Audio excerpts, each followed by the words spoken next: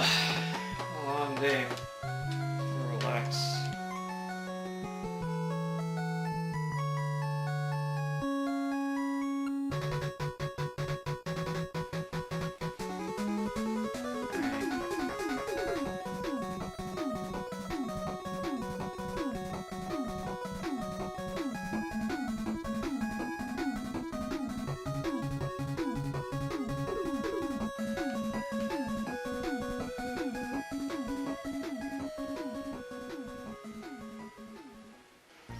Hello, Eric. Playing Sonic Lost World, I see. What the hell do you want? Well, 2 weeks ago, a game was released. A game called Yoshi's New Island. And it got bad reviews. So, that must mean it's bad. Just like Lost World. So I'm gonna make you review it. Yoshi's Island? How can that be bad? Oh, trust me, the reviews never lie. Oh, really? Just because one guy said so, that automatically makes it bad. Hey, shut up! Shut up. You're going to review the game whether you like it or not.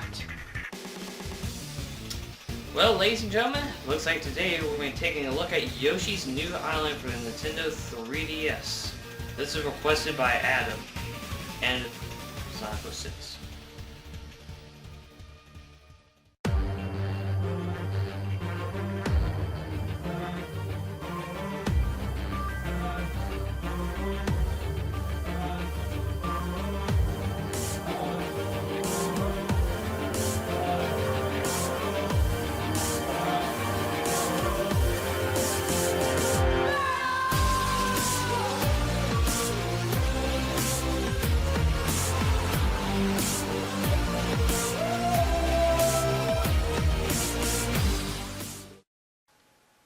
Well, ladies and gentlemen, let's dive right into Yoshi's New Island.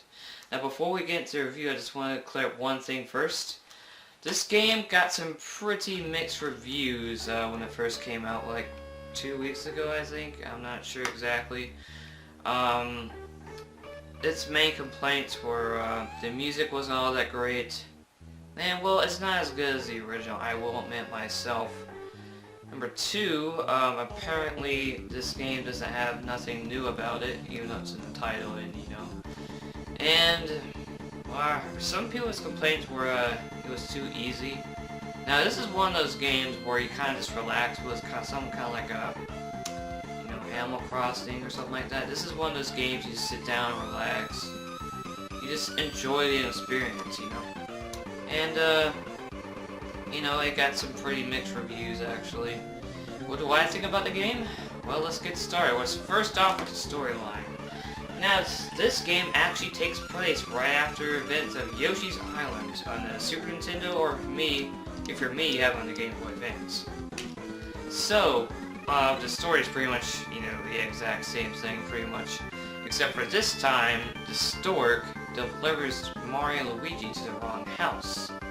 And now, you have to send it to the rightful parents, but Kemet comes in and kidnaps Mario. I mean, not Mario, Luigi.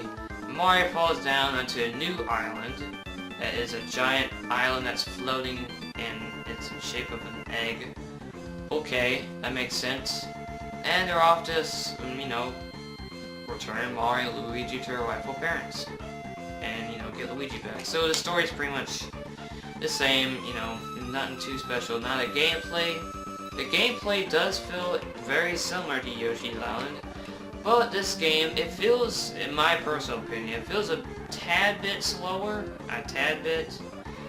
with me at least, because when I was playing through Yoshi's Island, I like to speedrun, well, not really speedrun per se, just like, go throughout the stages as quickly as I could. The controls are very easy to get used to, by the way. I didn't have a problem with the controls, honestly, and they're very identical to Yoshi's Island, or Yoshi's on DS if you own that game. Well, the control is pretty simple, I don't have a problem with those. Now with the graphics, this game's art style has kind of like a cutesy feel to it, and it kind of reminds me of Yoshi's Story in a way, and the original Yoshi's Island. And, It does have that feel to the game. It really does. And that was some people's complaints, like they thought the game looked ugly. And you know, at first, okay, let me say this right now. It looks better when you're playing the actual game on your 3DS. It might not look as good as you're watching a video on YouTube or something. I will say that right now. It looks better when you're playing the game. I really like this game. I like the art style of it.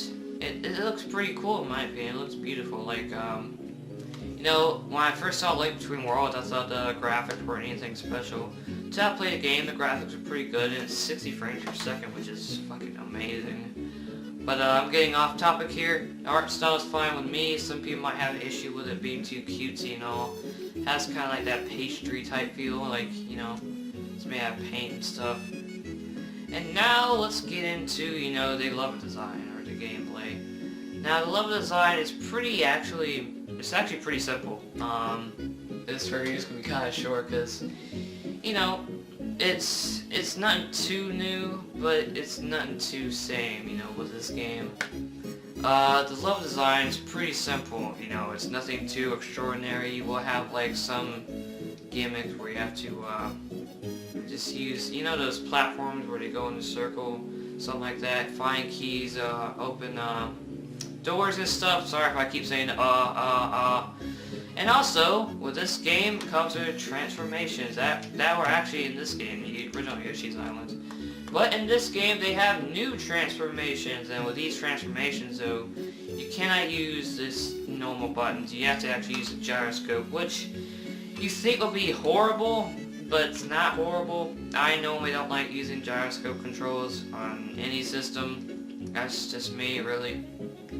It's not bad though. It's just very simple. So if you just tilt the 3DS, push A to jump or something like that. With the wagon, I think it's like that. You just move left and right. The hot air balloons, the controls for a gyroscope are pretty much the same. Just move left and right. The only problem I think I have with the gyroscope controls is when you're playing as a submarine.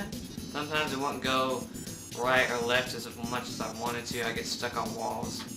But, you know, I wish it wasn't gyroscope controls. It feels like a gimmick to me.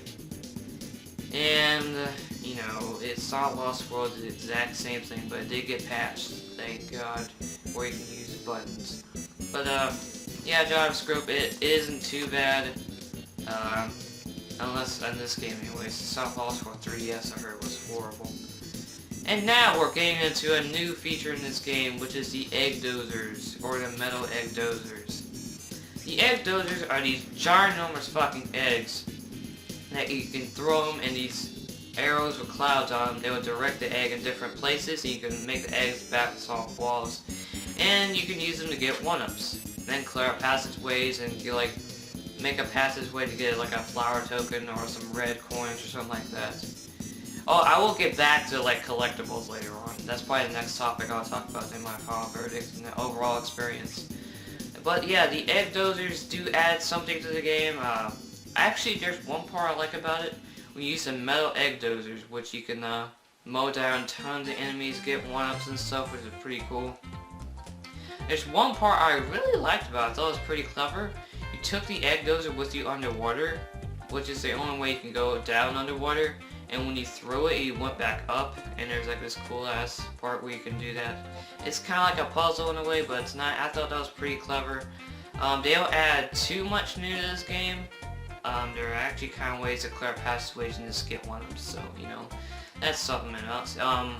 The way you find these is pretty much either an egg, you know, those egg blocks where you jump up and they come out, or giant Shy Guys or giant metal Shy Guys. So. Yeah, level design, pretty simple. Also, if you're 100% completing this game, get 30 stars in each stage, getting all the red coins, and you're getting all the flower tokens. This game is not as easy as it looks when it comes to 100%ing. I thought it would be pretty simple to 100%, that's what I was trying to do.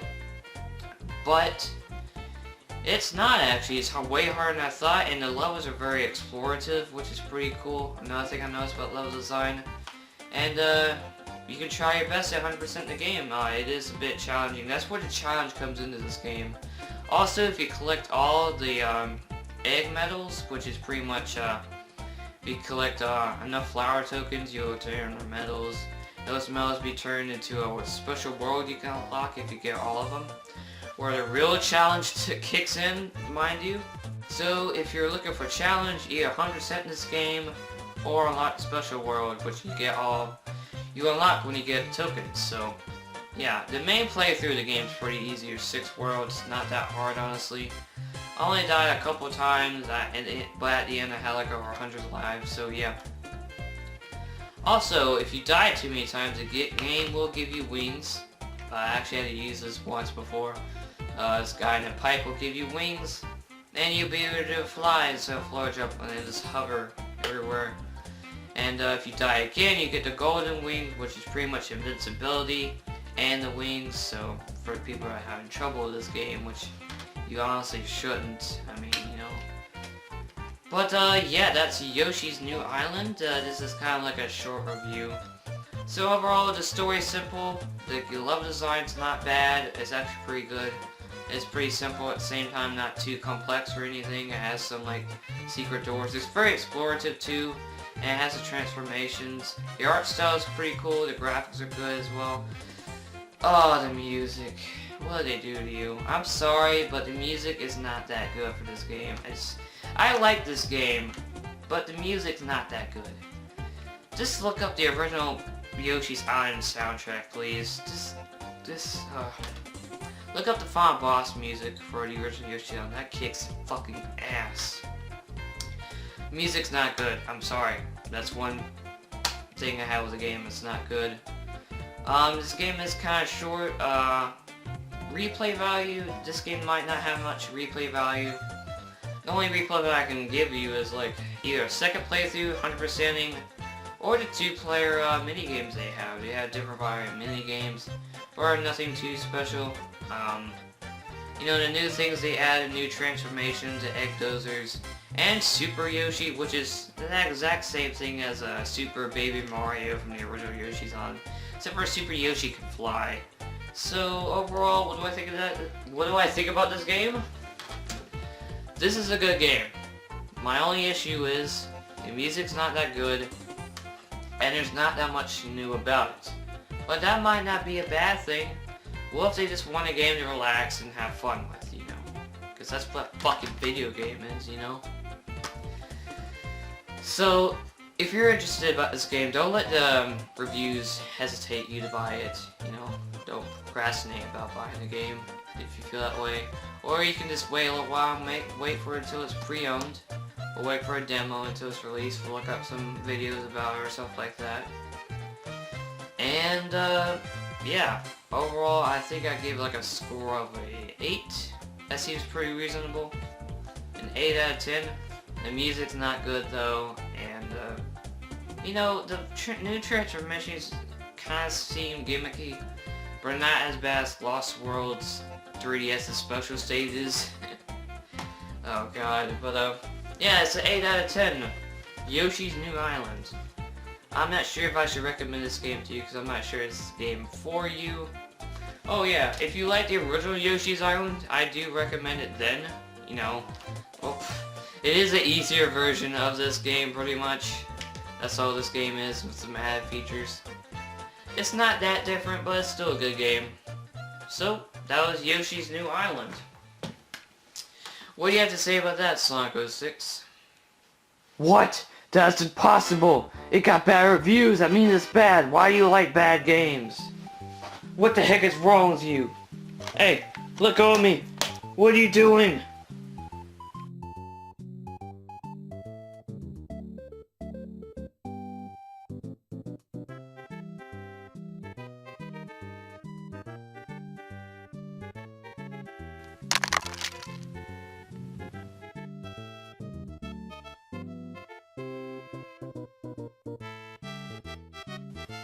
You will pay for this, you bastard!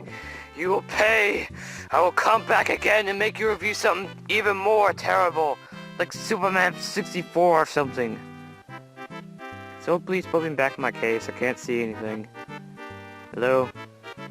Hey guy, I love you, come back please. Come on, I'm lonely. Come on, please. Sorry,